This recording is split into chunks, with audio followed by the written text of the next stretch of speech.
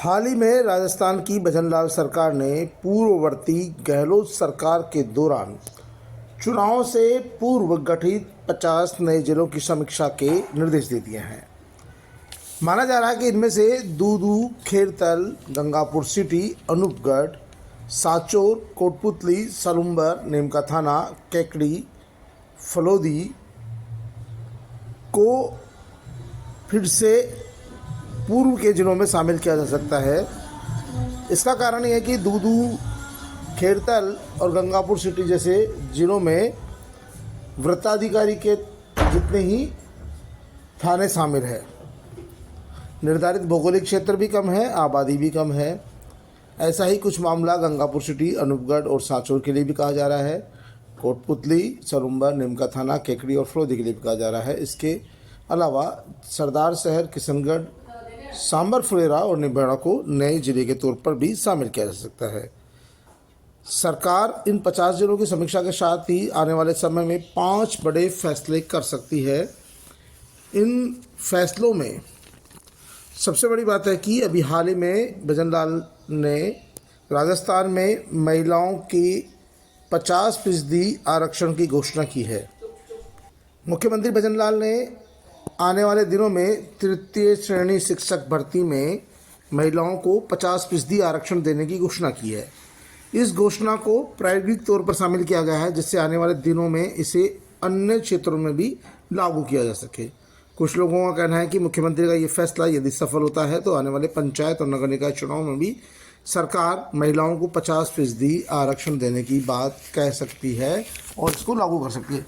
इसके अलावा भजनलाल सरकार ने पूर्ववर्ती गहलोत सरकार में जयपुर, जोधपुर और कोटा में 2-2 नगर निगम किए जाने की भी समीक्षा करने के निर्देश दिए हैं और साथ ही कहा कि इनमें एक नगर निगम ही होगा, यानी जयपुर हेरिटेज और जयपुर ग्रेटर की जगह वापस फिर से जयपुर नगर निगम होगा।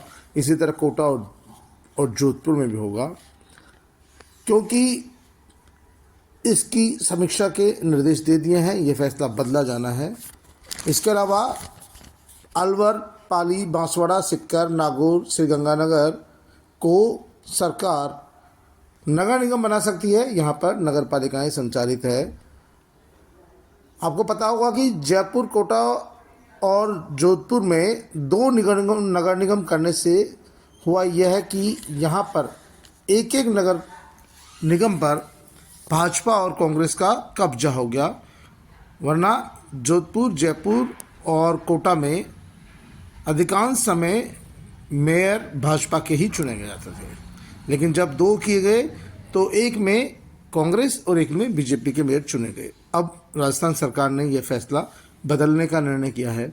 साथ ही राजस्थान की पूर्ववर्ती सरकार में ओपीएस की घोषणा की गई थी, ओपीएस लागू किया गया था। गहलोत सरकार के इस फैसले को राजस्थान की भजनलाल सरकार बदलने के मूड में है और जैसा कि देश के प्रधानमंत्री नरेंद्र मोदी और अमित शाह ने बार बार सभाओं में भी कहा था कि ओपीएस को लागू किया जाना संभव नहीं है और यही कारण है कि उन्होंने पूरे लोकसभा चुनाव में ओपीएस का जिक्र छेड़ा भी नहीं। माना जा रहा है कि भजनलाल सरकार आने वाले समय में ओपीएस को समीक्षा के तहत डाल सकती है और ओपीएस स्कीम को फिर से बंद कर सकती है। इसके अलावा ये भी माना जा रहा है कि अब जिलों को उत्पादन का लक्ष्य दिया जा सकता है। किसी भी एक वस्तु के उत्पादन के लिए उस ज़िले को प्रायोरिटी या प्राथमिकता दी जा सकती है। जिस ज़िले में जिस वस्तु की ज़्यादा उपज होगी उस ज़िले को उसी का टारगेट दिया जाएगा, जिससे कि लोग उसकी फसल की तरफ आगे बढ़ सके और उसमें आत्मनिर्भरता आए, किसानों का जीवन भी संवरे और लोगों का लाभ भी मिले। इसके अलावा ये भी माना जा रहा है कि पूर्ववर्ती सरकार में जो नई यूनिवर्सिटीज़ का गठन किया गया था, नए विश्वविद्यालय बनाए गए थे, कई प्राइवेट विश्वविद्यालय बनाए गए थे, उन पर भी सरकार रिव्यू करा रही है और आने वाले समय में कई यूनिवर्सिटीज़ का पुरानी यूनिवर्सिटीज़ में मर्ज किया जा सकता है। साथ ही प्राइवेट यूनिवर्सिटीज़ पर भी लगाम कसने के लिए नियम कायदे और सख्त किए जा सकते हैं। माना जा रहा है कि आने वाले समय में राजस्थान की भजनलाल सरकार कई अहम फैसले लेने वाली है। इन अहम फैसलों में आम जनता को भी सीधा लाभ होगा और इसके लिए सरकार की ओर से कवायद शुरू कर दी गई है, क्योंकि अब प्रदेश में कई स्थानों पर नगर पालिका, नगर निकाय, स्थानीय निकायों को चुनाव होने वाले हैं। उन चुनावों से पूर्व सरकार को पूर्ववर्ती गहलोत सरकार के कई कार्यों की समीक्षा करनी है और जो भर्ती नियम है उनमें भी बदलाव किए जा सकते हैं।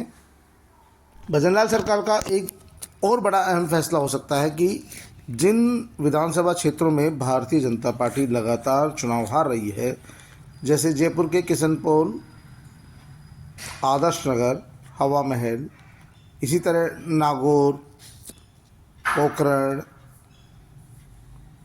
समेत कई ऐसी सीटें हैं जहां पर मुस्लिम बाहुल्य है और वहाँ भारतीय जनता पार्टी की जीत नहीं हो रही है, उसको डिस्टर्ब एरिया जोन बनाया जा सकता है, क्योंकि इन इलाकों से हिंदुओं का पलायन हो रहा है। लोग सार्वजनिक रूप से सूचनाएं चस्पा कर करके प्लॉट बेच रहे हैं, मकान बेच रहे हैं और आबादी एक तरफा हो रही है। तो ऐसे इलाकों को डिस्टर्ब एरिया जोन बनाकर वहाँ पर सरकार अपने स्तर पर हिंदुओं के पलायन को रोक सकती है, जिससे कि किसी एक वर्ग विशेष का उन विधानसभा इलाकों में कब्जा नहीं हो और सभी वर्गों के लोग मिलजुल कर रह सके। ऐसी स्थिति है। बताया जा रहा है कि कई इलाके ऐसे हैं जहाँ पर हिंदुओं ने सामूहिक रूप से अपने मकान बेचकर दूसरे एरिया में चले गए और वो एरिया एक वर्ग विशेष के हाथ में चले गए, जिससे कि आने वाले समय में और परिस्थितियाँ खराब होगी, कट्टरता और बढ़ेगी। और जिस तरह से इन 10-12 सीटें ऐसी है राजस्थान की जिन पर भारतीय जनता पार्टी को सफलता नहीं मिलती है, तो ऐसी सीटों को, ऐसे इलाकों को डिस्टर्ब एरिया जोन में शामिल किया जा सकता है, जिससे उन पर वहाँ पर कुछ नियम कायदे सख्ती से लागू की जाए। और ऐसी स्थिति में यदि कोई अपना मकान या प्रॉपर्टी बेचना भी चाहेगा तो उसे जिला कलेक्टर की अनुमति लेनी होगी। जिला कलेक्टर इस पूरी मामले की जांच कराएंगे कि कोई आदमी किसी भी तरह की परेशानी से त्रस्त होकर यहाँ से अपने प्रॉपर्टी तो नहीं बेच रहा है।